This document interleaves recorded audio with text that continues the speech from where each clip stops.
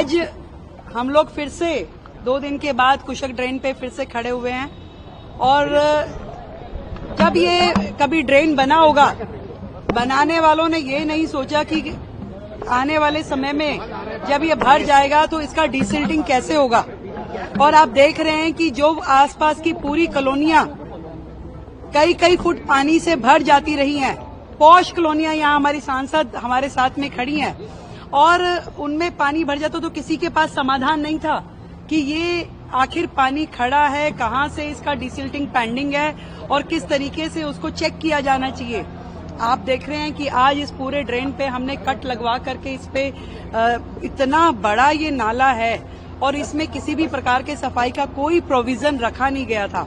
आज अलग अलग मशीनों के द्वारा हम यहाँ पे ट्रायल कर रहे हैं कि जो वर्षों से पड़ी हुई सिल्ट, जो चट्टान बन चुकी है, जो पत्थर बन चुकी है, उसका डिसिल्टिंग किस माध्यम से किया जाए।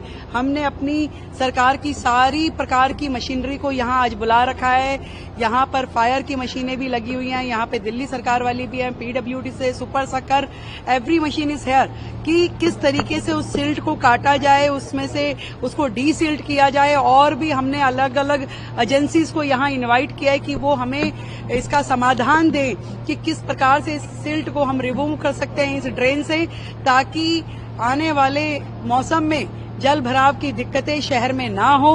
और ये काम जो है दिल्ली की सारी ड्रेन्स पे किया जाएगा और बिल्कुल बारिश के मौसम के लिए दिल्ली तैयार की जा रही है कि पूरी दिल्ली में जल भराव की दिक्कतें ना हो, डिसिल्टिंग नालों की प्रॉपर हो जाए। उसका एक्शन प्लान आज से अभी से हमारी पूरी टीम काम पे लगी है और कोई भी स्टोन अनटर्न्ड हम नहीं छोड़ेंगे। हर काम कैसे संभव है उसमें हमारे सांसद, हमारे विधायक, हमारे मंत्री, पूरी टीम सड़कों पर है। हर जगह से जहां से भी हमें एक्सपेक्टेड संभावनाएं हैं कि कहां दिल्ली को कल को परेशानी होने वाली है, उन सारे आयामों पे दिल्ली सरकार काम कर रही है और बिल्कुल मिलकर के एक विकसित दिल्ली के लिए, एक ऐसी दिल्ली जिसमें लोगों की समस्याओं का समाधान करने के लिए हम लोग प्रयासरत हैं। आज इस नाले पे खड़े होकर के घंटों से इसी काम को देखा जा रहा है कि इस नाले की डिसिल्टिंग के हर संभव कोशिशें यहाँ की जा रही हैं और इसको हम करेंगे। धन्यवाद। सिसोदिया ने ट्वीट किया है, कह रहे हैं कि यमुना तो साफ हो ही जाएगी अगर आप घरों से ही निकलने वाले टीवरों को उनको पहले गलियों में रोक रहे हैं तो यमुना अपने आप साफ हो जाएगी। कहाँ रुकेगा? कोई कटोरा लेकर के नालों को रोक सकता है क्या? आप उसका समाधान देख रहे हैं। आज आप देख रहे हैं कि हम यहाँ बड़ी ड्रेन पे खड़े हैं और बड़ी ड्रेन का डिसिल्टिंग, जब तक ये बड़ी ड्रेन साफ नहीं होंगी, गलियों के अंदर की नालियां, पीडब्ल्यूडी के 60 फुटा रोडों के जो नाले हैं, वो पानी बाहर नहीं आ सकता। आज हम सबसे बड़े पॉइंट पे, जिसकी किसी ने कल्पना भी नहीं की थी कि ये नाला बना दिया इतना बड़ा, उसके ऊपर आपने लेंटर डाला हुआ है, कम से कम भी 15 इंच मोटा इसमें लेंटर डला हुआ है, परंतु कोई ये देखने वाला नहीं था कि कल को जब ये भर जाएगा तो ये सफाई कैसे होगी।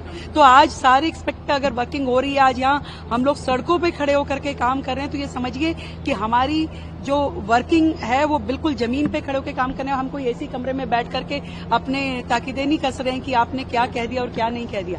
जो समाधान संभव है उसको हम करने का यहाँ पे खड़े होकर प्रयास कर रहे हैं। मैम, इससे पहले भी मई जून का महीना आएगा और कहीं ना कहीं पानी की समस्या बहुत ज्यादा है और यहीं आसपास के इलाकों में हम देख रहे हैं, निजामुद्दीन के एरिया में आसपास और पूरी दिल्ली में कई जगह पाइपलाइन टूटी हुई है, उसको लेकर भी क्या कोई ड्रिल होगी? मैंने बताया ना, हमारे जल बोर्ड के अधिकारी, हमारे पीडब्ल्यूडी के अधिकारी हर काम जो दिल्ली के लिए करने वाला है। अभी तो बेसिक जो चीजें हैं दिल्ली में वही इतनी बुरी स्थिति में है जिसको ठीक करने के लिए हम लोग प्रयासरत हैं। आज दिल्ली में लीकेज का जो सिस्टम है, आज जिस तरीके से पाइपलाइंस का सिस्टम है, आज आधी दिल्ली जो है वो टैंकरों के माध्यम से ही पानी पी रही है। कहाँ है पानी और जल और नल?